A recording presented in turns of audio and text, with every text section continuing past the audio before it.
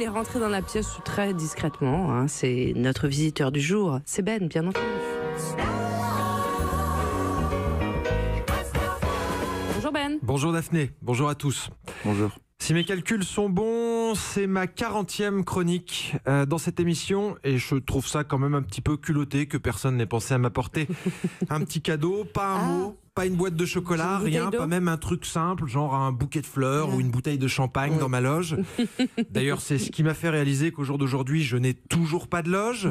Françoise Nyssen, ministre de la Culture, ne m'a même pas passé un coup de fil pour me féliciter, me souhaiter une bonne 40e chronique. De toute façon, c'est simple, hein, je vais vous dire un truc, elle ne m'a jamais passé un coup de fil tout court. Je ne l'ai jamais croisée, on ne se connaît pas, elle m'a bloqué sur Tinder. Oui, bon bah ça va, hein, ok. Vous vous êtes jamais pris un râteau sur Tinder, vous peut-être? Je commence à m'inquiéter en plus là parce que j'avais essayé de prendre de l'avance, j'avais écrit quelques papiers sur des événements qui, de toute vraisemblance, allaient arriver. Et là, j'ai peur que ce soit un peu juste. Je pense notamment à Kim Jong-un, là, et il va se décider à la faire péter, sa bombe Kim Jong. Ça fait depuis le mois de septembre qu'il est là, gna gna gna gna, je vais tout faire péter. Ah non, finalement, je sais pas, j'hésite, j'ai peur, gna gna gna, je vais plutôt aller me faire couper les cheveux, gna gna gna gna. Mais allez, un peu de courage, merde. C'est vrai, tu l'as dit, tu le fais, c'est ça, faut assumer. Hein. S'il veut être crédible, un homme politique se doit de tenir ses engagements, c'est comme ça. Manu, il a dit « je supprime la taxe d'habitation », et ben bam, il a supprimé la taxe d'habitation. Il dit « je réforme la SNCF », bam, il réforme la SNCF. Manu, il a dit « il y aura plus de glyphosate », et ben bam. Bah, non mais voilà, faut qu'il la fasse péter sa bombe.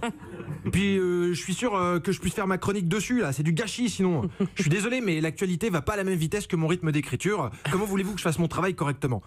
C'est pareil, j'avais écrit un papier sur la fin du monde. Bon, bah, j'ai l'impression que c'est mal barré là. Hein. Je me suis baladé un petit peu dans le quartier ce matin avant de venir. Les gens souriaient niaisement, ils marchaient sans se presser. J'ai même croisé un type en train de siffloter les mains dans les poches. Ça ne sent pas du tout l'apocalypse, c'est pénible hein. Je suis hyper déçu, ça aurait été un carton cette chronique, je suis sûr. Daphné, vous pensez que je peux quand même être payé pour tous les papiers qui vont me rester sur les bras?